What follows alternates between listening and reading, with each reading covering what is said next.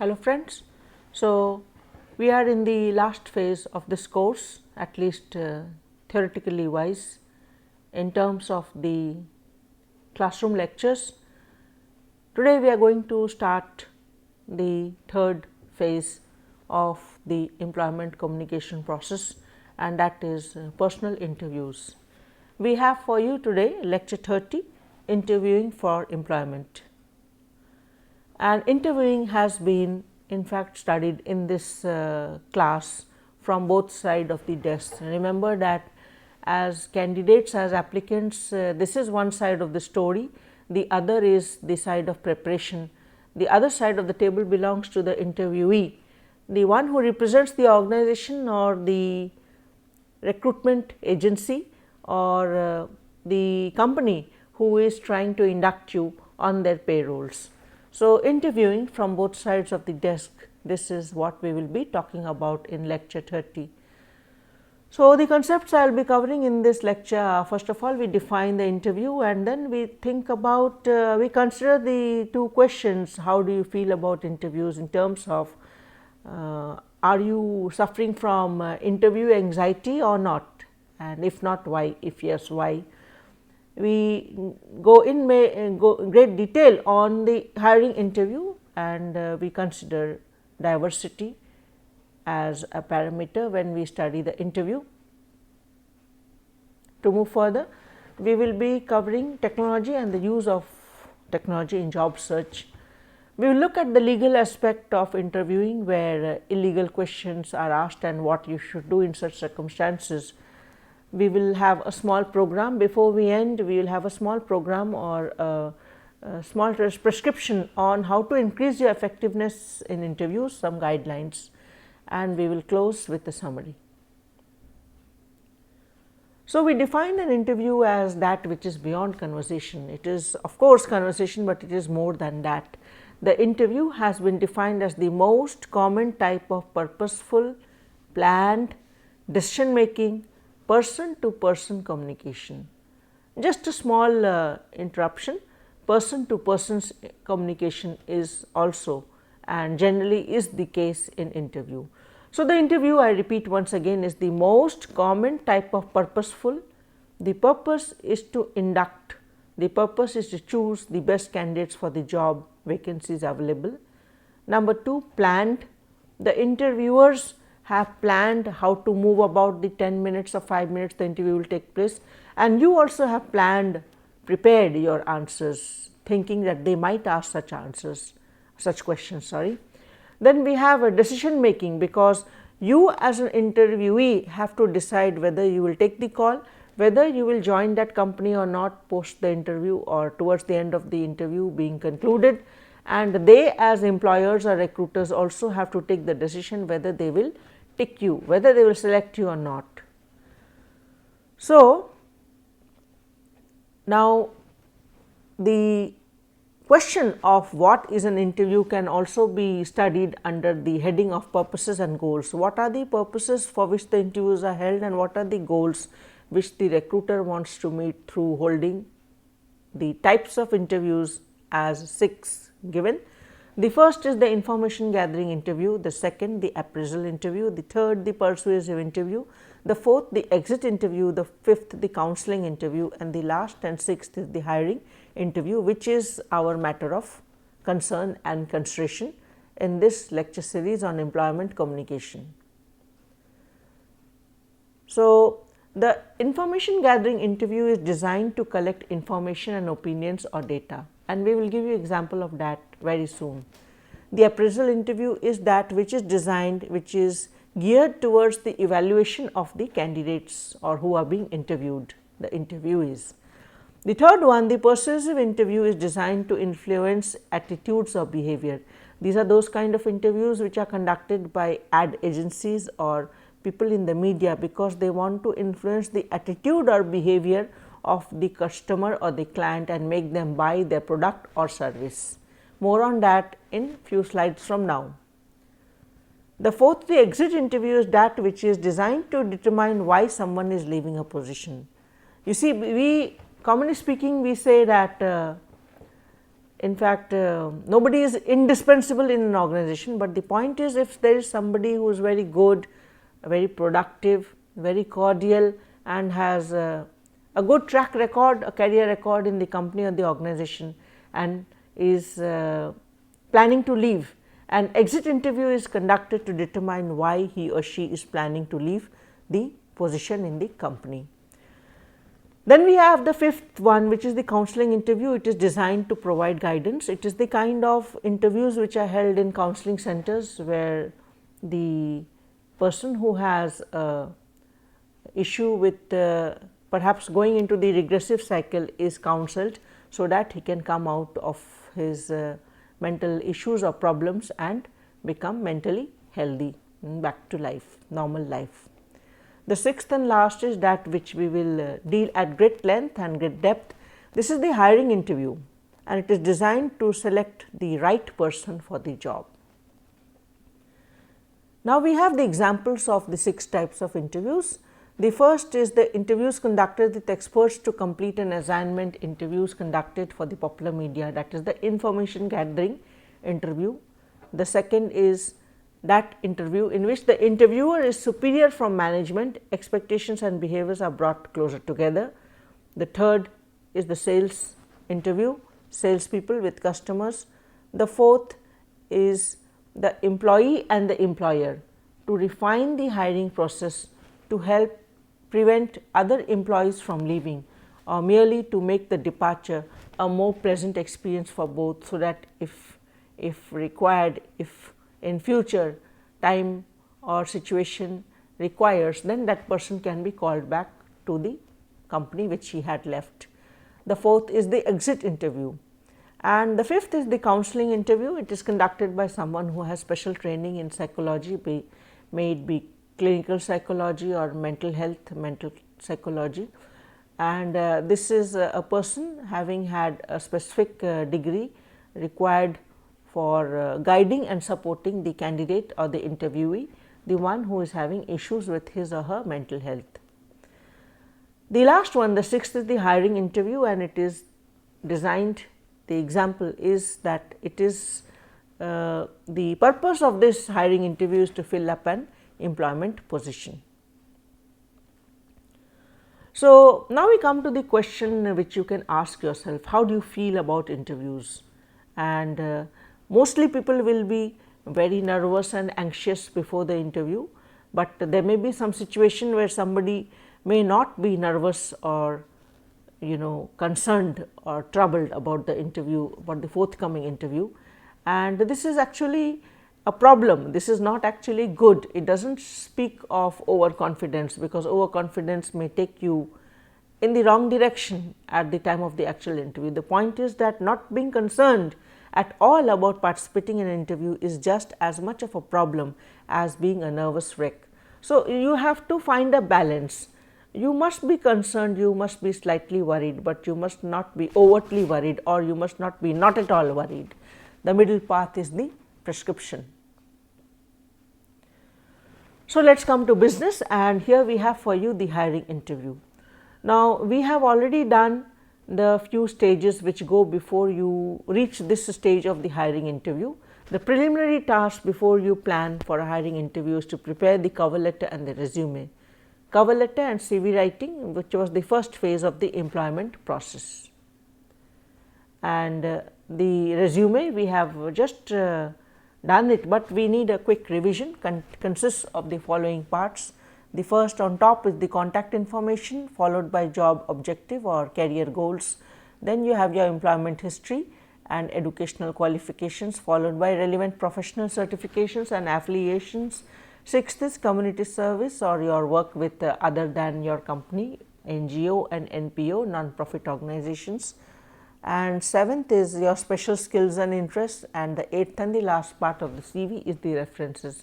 A list of referees who will be able to stand behind you, who will give more information and data, and maybe they will support your candidature for the post. They will be able to speak at length on you, because they know you quite well, either at your university or college years or at your workplace. Here is a simple cover letter on this slide, and you can look it at length later on, and this is sample resume on the next slide, and this you can also look at it later on. So, before we go to business, I would like to show you this short funny video on the origin of job interviews.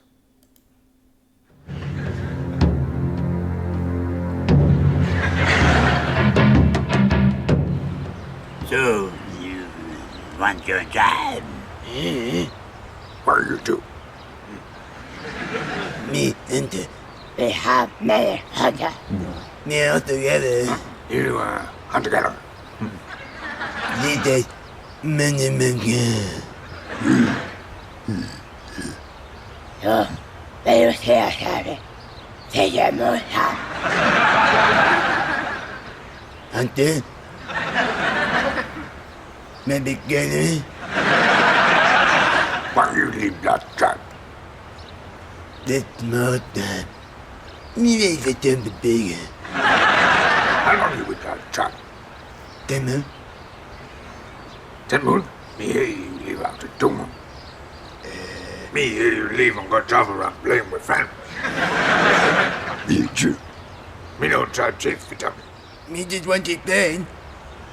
Me got just eat them. Yeah.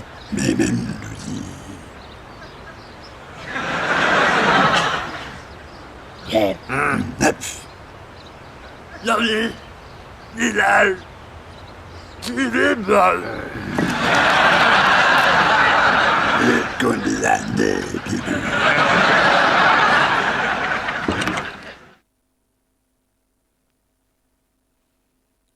So, we will move further to the hiring interview after this short break.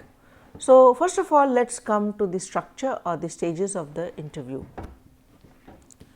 So, as the subtitle of this class, interviewing from both sides of the desk, it means that effective interviews have to be well structured, well planned, well staged, well phased interactions between interviewee or interviewee with interviewers. So, there are 3 parts to a planned interview. First is a beginning, which provides a direction or an inkling or an idea to what is to come in phase 2. Then of course, phase 2, the middle, which is the heart of the interview. So, here the participants settle down and really serious matters are discussed, and lastly the conclusion or the end, when the main points are reviewed and the participants take leave of one another. So, let us come to questions, because the question which is most important or prior most in your minds is how to answer questions. So, first let us introduce you to the kind of questions which are asked, and there are 4 types of questions which are asked. The first set of questions which are asked, the first couple of questions which are asked may be closed questions and open questions. Now, what do we mean by closed questions? Closed questions are questions which are answerable with a simple yes or no, or in a few brief words. For example, what's your age? Are you in employment now? Either the answer is yes, no. It cannot be other than that.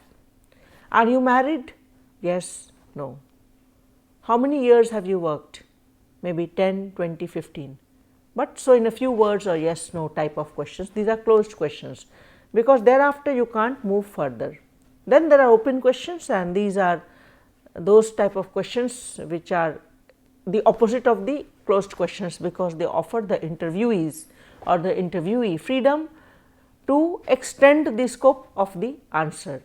So, there is an open question and you give an answer, and it leads to another open question, another answer, another open question.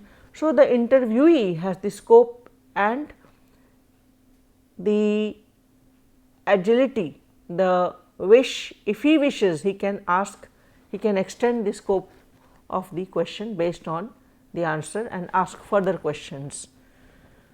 So, let us come to the next question, which are the next type of questions, which are the primary questions and the secondary questions. The primary questions are used to introduce topics or explore a new area. Suppose the interviewer has already questioned you on your educational history, and now says, how many years have you been working with company XYZ? So, this is a primary question because now you are going to talk about your employment history with company XYZ. Then we have secondary questions, and if you take the analogy of a river, you know you have a tributary and a distributary, isn't it? So, similarly primary and secondary questions. Secondary questions are those which taper or which come out of the primary questions. So, the final advice is whatever the type of question, whether open or closed or primary or secondary, as an interviewee you must be honest and answer truthfully with complete honesty. Now, we come to the objectives of the hiring interview in terms of roles and responsibilities on both sides, since interviewing is being studied from both sides of the desk. So, the first point is that if you think about your role and responsibility as an interviewer, or later in life you may be interviewer, now you are an interviewee, the point is both work very hard during the interview, because at the same time they are functioning as information seeker, information giver and decision makers. I have a small diagram in the next chart to show you how this is happening. So, to be a successful interviewer or an interviewee requires a specific preparation. It goes both ways. This is the small diagram, and in this diagram we are studying the roles and responsibilities of an interviewer and interviewee in the course of an interview. So, the interviewer is the information seeker, but towards the fag end of the interview you can ask the interviewer some questions about expected date when the results will be disclosed or made available to you, what are your career options in the company. So, these roles will get interchanged. In the first part and the second part of the interview, the interviewee is simply an information giver, and on the other hand you have both taking decisions and both may be interchanging roles, and this is finally the job towards which both are moving. So, what are the types of hiring interviews? There are three types. The first is the behavioral interview, where an employer is looking for the employee to provide specific examples of specific skills. So, if you consider a human being who is a unique personality, a unique person on this planet, all of us have specific areas which are our strengths, specific abilities in which we flourish, and therefore, a behavioral interview to tap on this aspect of your character or your personality. Then you have the case interview, where they want to test your analytical ability and your decision making, time management, so on and so forth. So, the interviewee is presented with a business case. It is fictitious study, it is a fictitious situation, and the employer is able to ask you to work through it and come to a solution on the questions. Then you have the stress interview. The stress interview is not actually specially an interview held for making you stressed, but the point is, in a stress interview there is one candidate and more than one person may be firing questions.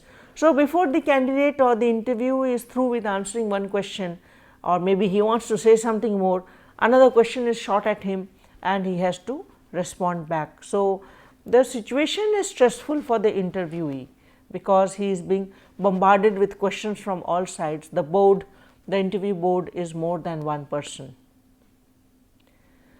Now, the hiring interview, what you have to do is manage your impression as a job applicant.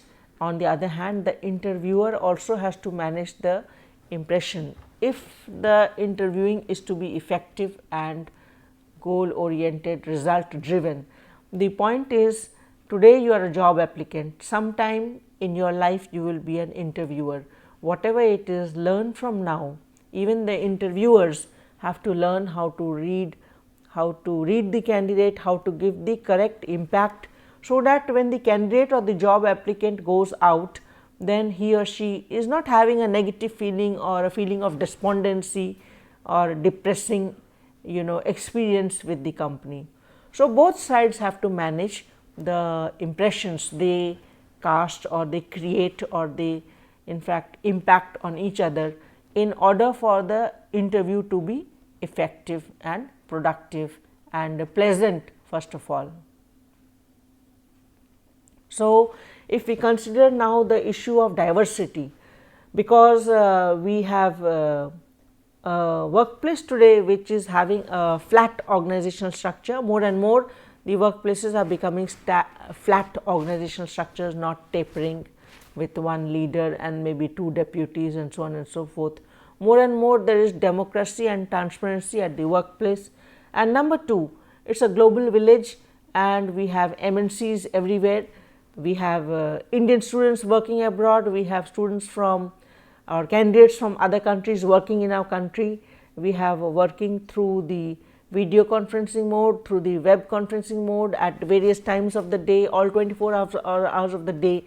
People somewhere are working across the internet and the facility it offers of the digital media and the high speed internet.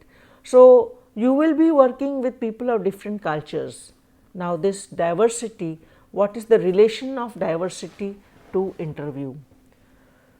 So, since we belong to a culture, then we should be able to understand how we will conduct ourselves, how we will behave during the course of the interview, because our cultures are tradition bound, because our cultures do not in fact promote an open display of feelings and emotions because our culture promotes or tells us to be deferential and full of respect to the person in power or position, and you know of course that the person sitting across the other side of the table is powerful or in a position, because first of all he is representing the organization and you are trying to get a job in that organization, and he is sitting in a position from where he can employ you.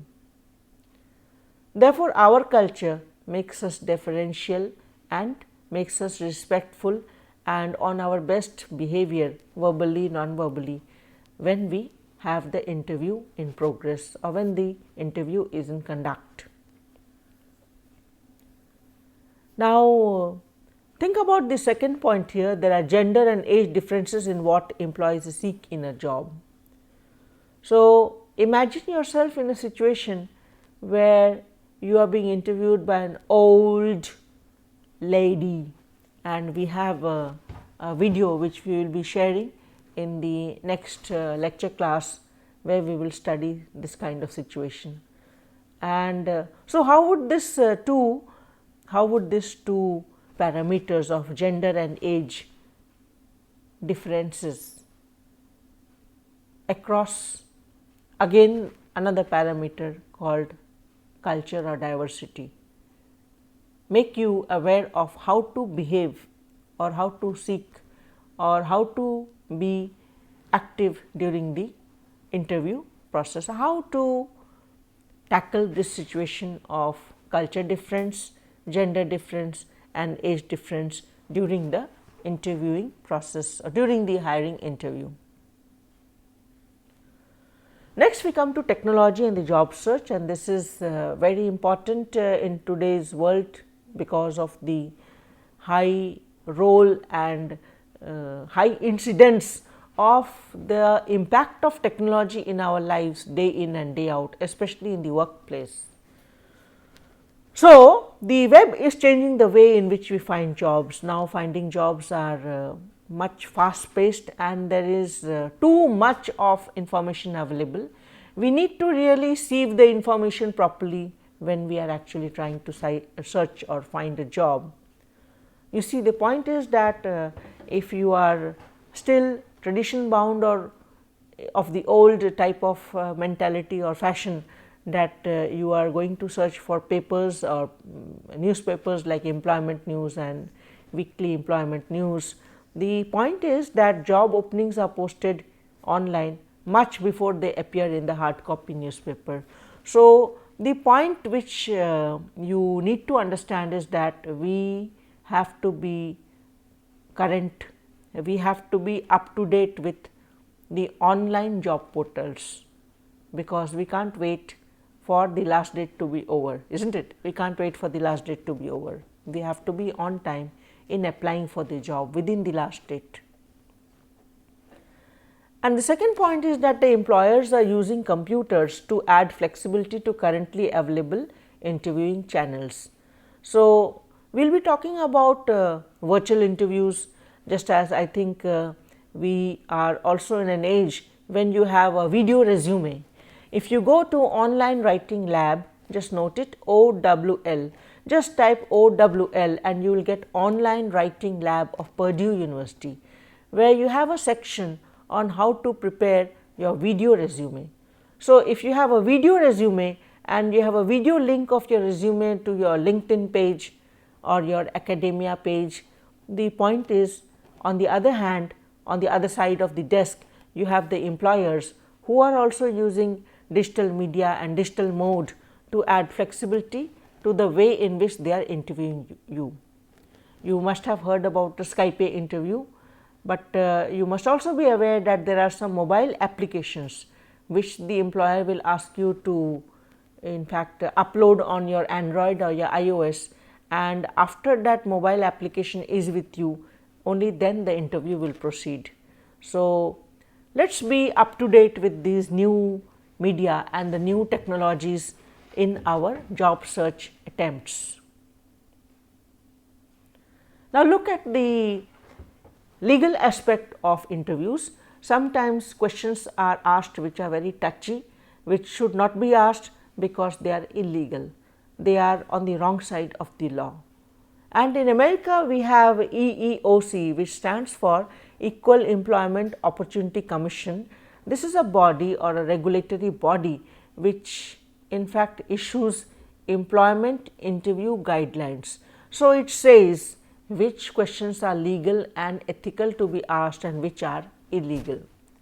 Now, this is also a commission or a body or an organization which protects candidates from answering questions related to race, ethnicity, marital status, age, sex, sexual orientation, disability and arrest records. So, just note that these are illegal questions, and in case you are asked such illegal questions, how will you handle it? The first way out, if you are asked illegal questions on those topics which I mentioned in the previous slide, is that you can object diplomatically, softly, gently, but yet strongly, and you can remind the interviewer that the question is illegal, inappropriate, out of context, not related to the matter at hand, no way related to the job which you are going to take up with the organization in the event of your selection. And the second is to respond to illegal question with only information which you can give legally. Had a legal notice asked you for that information, you would have given a legal response. So, give that kind of legal response to an illegal question. So, how do you increase your effectiveness in interviews, and here are some guidelines for that. First of all, be prepared with all your documents, with all your transcripts, have multiple copies of all. Then practice sending and receiving messages, verbal and non-verbal. Demonstrate effective listening skills. Listening, we have had 2 classes, 2 lectures on listening. Again and again we are emphasizing the importance of listening skills. At the time of the interview, you have to be a very good listener. Read the chapter, read the lectures, go through the 2 lectures on listening skills once again, and be prepared for interview and your best in listening. Have conviction of whatever you are saying, don't backtrack, say something and stand by it. The next is to be flexible. Also, like a leader, you have to be convinced as well as flexible at the same time. Be observant of the verbal and non-verbal behavior of the interview board in front of you. If the offer is made to you during the last phase or during the last few seconds or minutes of the interview, take your time, and if you want, you ask them that I would need 1 or 2 minutes to consider the offer, and then think about what career progress, what career chances, what is the career growth this offer will make to you, because it is a take it or leave it kind of situation. To summarize the chapter, there are 6 types of interviews and they are given on this slide. The first is information gathering, then appraisal, then persuasive, then exit, then counseling, and the last is the hiring interview, which we will consider at more depth in the next lecture, lecture number 31. Effective interviews are well structured interactions because there is a limitation of time, as well as there is the idea that time has to be valued.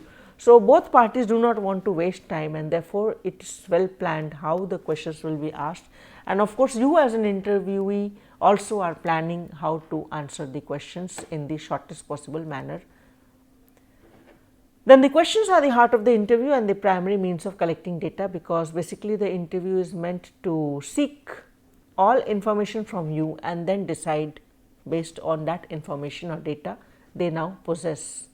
There are 4 basic types of questions asked in interview: closed and open, primary and secondary. To move further, good interviewers and interviewees both work hard, both of them they work hard during the interview, because at the same time they are functioning as information seeker, information giver and decision maker. I have at the end a small funny video from Tom Hanks when he was young. He wrote circulation record? Yeah. Yes, hold on just a moment, please. What's he got? Hey, don't worry about it. Social Security number? 32, 17, 25. What is it? It's a locker combination. Great. Mr. Baskin? Mr. Baskin? Yes, yes. The personnel director will see you now. Your son can wait out here. Okay. Son, you should sit down and don't give the lady any trouble now. Sure, Dad. This way.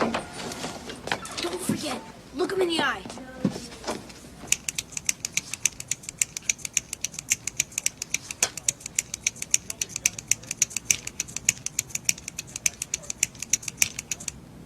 A couple of numbers missing on your Social Security. Oh, 12. 012.